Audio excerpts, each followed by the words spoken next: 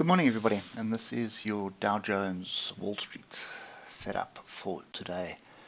Data came out, strong move up, got a crossover of all the moving averages here on the 8 hours, so I am looking for opportunities to buy, and there is quite a bit of structure that we do have.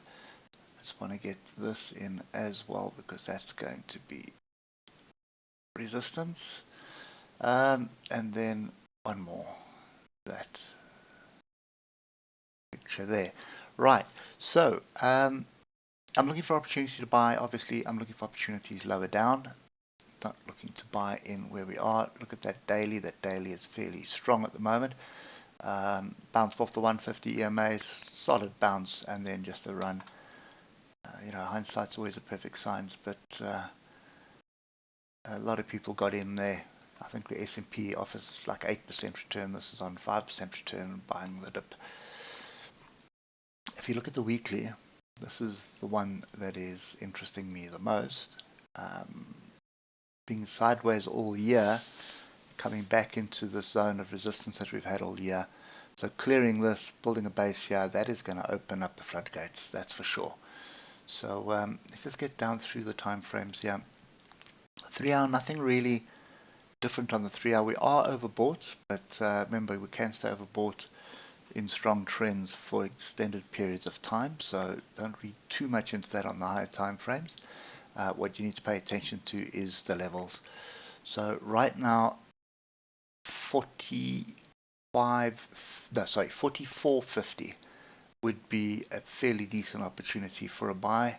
And if you just look left, you see there's different variations of it. Each one of these fractals will actually give you an opportunity to buy. So watch out for your fractals. That's where you want to be buying.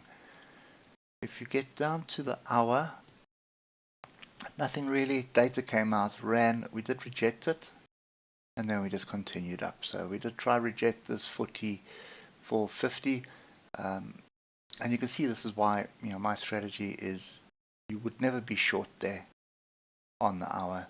No ways to be short off that level because you are in an uptrend. You're above the 150 EMA.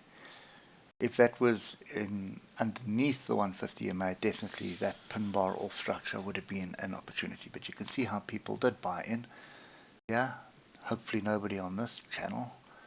Sorry, not buy but sell. You can see how the people did sell here. And then stop losses got triggered as they went up. So when you're in a strong uptrend like this, you don't want to be trying to second guess the top. Rather take profit at those levels and then look for the next level in. Anyway, moving down to the 15-minute, the entry yesterday would have been a difficult one because it was like half an hour before data. Not a wise decision to jump in before the data. You'd be looking for the opportunity after data, and you didn't really get anything, to be honest.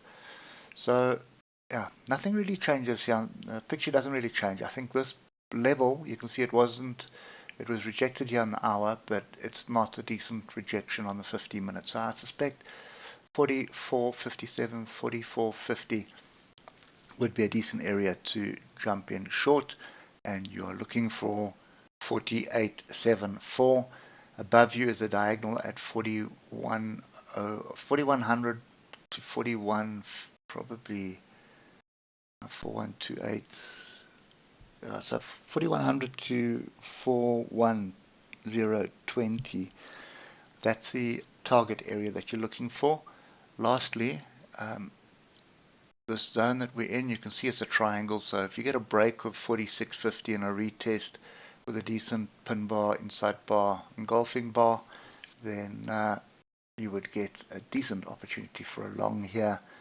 Nice tight stop loss of 100 points. So you've got 200 points and 350 points targets to the upside. Okay, so those are the two plays, either a break of the structure or a pullback onto a level. And just wait for the retest. The retest needs to be decent and then jump in. Hope it helps, and we'll catch up with you on Monday. Cheers for now.